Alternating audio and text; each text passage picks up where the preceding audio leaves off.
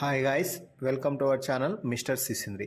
Big Boss season 8 నుండి తాజాగా ఓ promo విడుదలయ్యింది.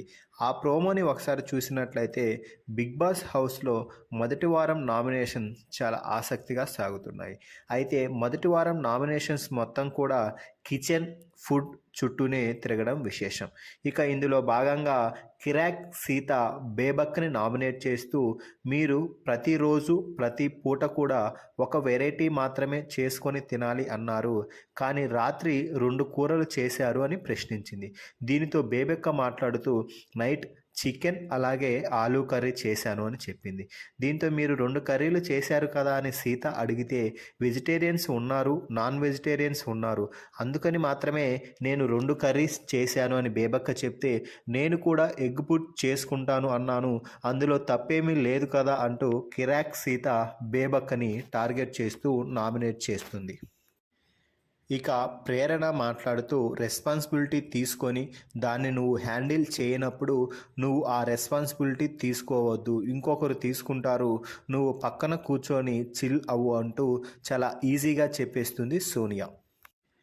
Abhay నాగమణికంఠను nominate చేస్తూ హైపర్ అందరూ అవుతారు, అందరూ అవ్వచ్చు కూడా, అయితే ఒకసారి హైపర్ అయినప్పుడు మరోసారి అయినా కూల్ అయ్యి మాట్లాడే పద్ధతి ఈ హౌస్లో ఉండాలి అంటూ అభయ్ చెప్తున్నాడు. దీనితో నాగమణికంఠ కూడా గట్టిగా అభయ్కి కౌంటర్ ఇచ్చాడు.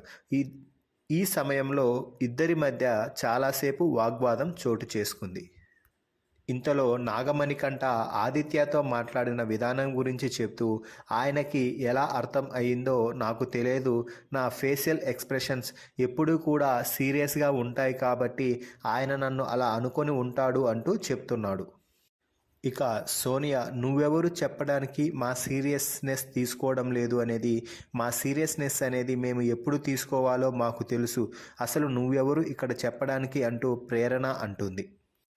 ఇక నాగమణికంఠ నేను ఈ హౌస్లో ఉండడానికి అన్ఫిట్ అయితే ఆడియన్స్ నన్ను ఈ వీక్ బయటికి నూకేస్తారు అని అంటే అభయ్ కౌంటర్గా నేను కూడా అన్ఫిట్ అయితే నన్ను కూడా ఆడియన్స్ నూకేస్తారు అభయ్, ఇక్కడ ఎవరిని ఉంచరు, అన్ఫిట్ అయితే ఎవరైనా కూడా బయటకు వెళ్ళిపోవాల్సిందే అంటూ క్లారిటీ ఇచ్చాడు.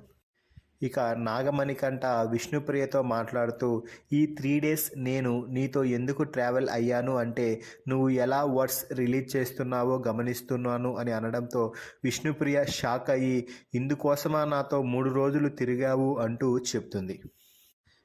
ఇక నాగమణికంఠ శేఖర్ భాషని నామినేట్ చేయడంతో శేఖర్ భాష కరెక్ట్ పాయింట్తో నాగమణికంఠకి రాడ్ దింపే ప్రయత్నం అయితే చేశాడు. నువ్వు ప్రతి పాయింట్ కూడా పాలిటిక్స్ రేంజ్లో ఊహించుకొని ప్రతి చిన్న విషయాన్ని పెద్ద విషయంగా చూపించి రాజకీయం చేసేలా ఉన్నావు, రాజకీయం చేస్తున్నావు అంటూ మాట్లాడడంతో నాగమణికంఠ నేను రాజకీయం చేస్తున్నానా అంటూ చెప్తున్నాడు. ఈ ఇద్దరి మధ్య కాసేపు వాగ్వాదం అయితే జరిగింది.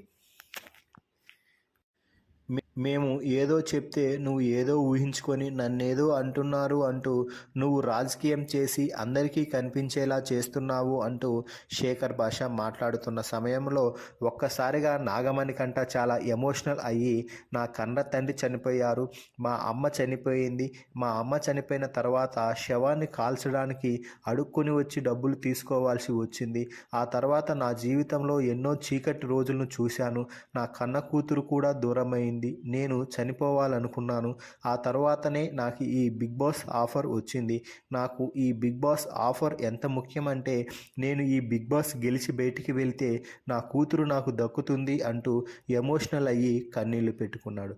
దీనితో హౌస్లో ఉన్న ప్రతి ఒక్కరూ కూడా కంటతడి పెట్టారు. ఈ ప్రోమోపై మీ అభిప్రాయాన్ని కామెంట్స్ రూపంలో తెలపండి. అలాగే మన ఛానల్ని సబ్స్క్రైబ్ చేయండి.